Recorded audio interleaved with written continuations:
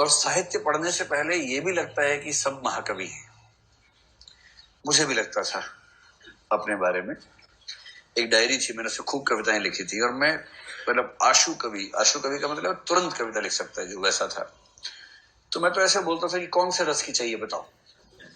ऐसे वीर रस की लो, 5 मिनट में वीर रस की कविता लिखी, दे दी लिख के, ऐसा। और मुझे लगता था कि कालिदास के बाद नंबर 2 पे मैं ही चल रहा हूं। बाद में जब मैंने साहित्य पहली बार ठीक से पढ़ा तो मुझे समझ में आया कि मैंने कितने शर्मिंदगी भरे काम किए हैं अतीत में। तो मैंने उस दिन उस डायरी को हवन कुंड में डाल के स्वाहा किया। मैं चाहता नहीं था कोई अवशेष बचे उसका, भविष्य में कोई अभिलेख बचे जिससे बताया जा सके कि ये इतनी गंदी कविताएं लिखता था। तो मैंने कोई अभिलेख छोड़ा नहीं उसका, धुआं ही कर दिया उसको पूरा।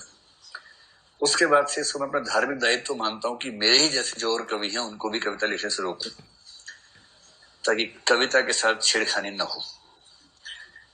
तो अगर आप लोग कविताएं लिखते हैं और मुझे दिखाने के चक्कर में हैं तो ध्यान रखिएगा, 10 में से 9 मामलों में ये कहता हूं कि ठीक है। इसका मतलब दरअसल वो है कि जैसे मैं लिखता था।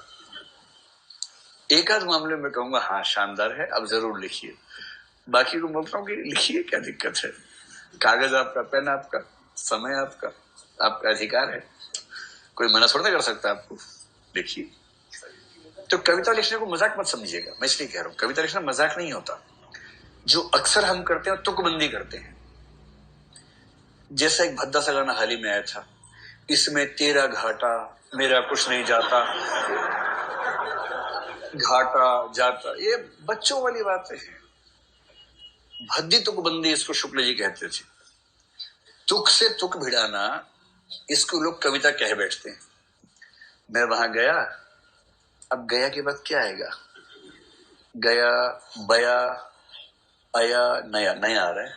मैं वहां गया, कुछ कुछ था वहां नया। मैंने खाना खाया, अब खाया के बाद क्या आएगा? खाया, गाया, गाया ठीक लग रहा है। उसने गाना गाया, मैंने खाना खाया, उसने गाना गाया। फिर कह रहे देखिए कालिदास का लेवल आया कि नहीं आया। अब इसको अगर आप कविता कह रहे हैं तो फिर कैसे, किस मुंह से मैं कह दूं कि अच्छी कविता आप लिख रहे हैं? कविता की सेंस ये छोड़ना है। साहित्य पढ़ के आपको ये भी समझ में आएगा कि कौन सी कविता कायदे की होती है, और उसके बाद आपको ये विश्वास जम जाएगा कि जो मंच पर दिखते हैं कवि, दरअसल वो कवि नहीं होते हैं, वो चुटकुलेबाज हैं। सुरेंद्र शर्मा को अगर कवि मान के कविता सीखना चाह रहे हैं तो पहले ये समझना है कि वो कवि नहीं है, कविता के नाम पर चुटकुले सुनाने वाले लोग हैं।